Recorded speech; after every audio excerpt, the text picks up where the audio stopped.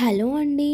జొన్న రొట్టె చేయడం చాలా కష్టం అనుకుంటారు, కానీ ఈజీగా చపాతీ అంత సాఫ్ట్గా చేసుకోవచ్చు. ముందుగా ఒక గ్లాస్ వాటర్ తీసుకొని మంచిగా బాయిల్ చేసుకోవాలి. బౌల్ తీసుకొని జొన్న రొట్టెకు కావాల్సినంత పిండిని తీసుకోవాలి.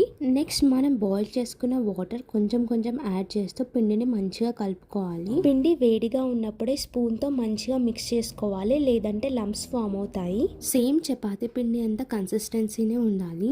ఒక టీ స్పూన్ ఆయిల్ యాడ్ చేసి చేత్తో మంచిగా మిక్స్ చేసుకోవాలి, చపాతీ పిండిలాగా. నేను ఇక్కడ 2 రొట్టెలకు సరిపోయేంత పిండిని తీసుకున్నాను.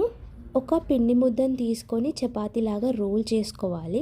తర్వాత పొడిపిండి యాడ్ చేసి ఇలా చేత్తో మంచిగా రౌండ్గా ఒత్తుకోవాలి. చేత్తో కాకుండా చపాతీ రోలర్తో అయినా మంచిగా చేసుకోవచ్చు. ఎలాంటి బ్రేకేజెస్ లేకుండా సేమ్ చపాతీలానే వస్తుంది. పెంక వేడైన తర్వాత మనం చేసి పెట్టుకున్న రొట్టెని పెంక మీద వేసుకోవాలి. వన్ సైడ్ కాలిన తర్వాత ఇలా స్పూన్తో లేపి చూస్తే ఈజీగా వచ్చేస్తుంది. అప్పుడు వాటర్తో ఇలా పై వైపు తుడుచుకోవాలి. పైన ఉన్న ఎక్స్ట్రా పిండి అంతా వెళ్ళిపోతుంది. ఇలా ట్విస్ట్ చేసి ఇంకో వైపు కూడా మంచిగా కాల్చుకోవాలి. ఇలానే ట్విస్ట్ చేస్తూ 2 వైపులా మంచిగా కాల్చుకోవాలి.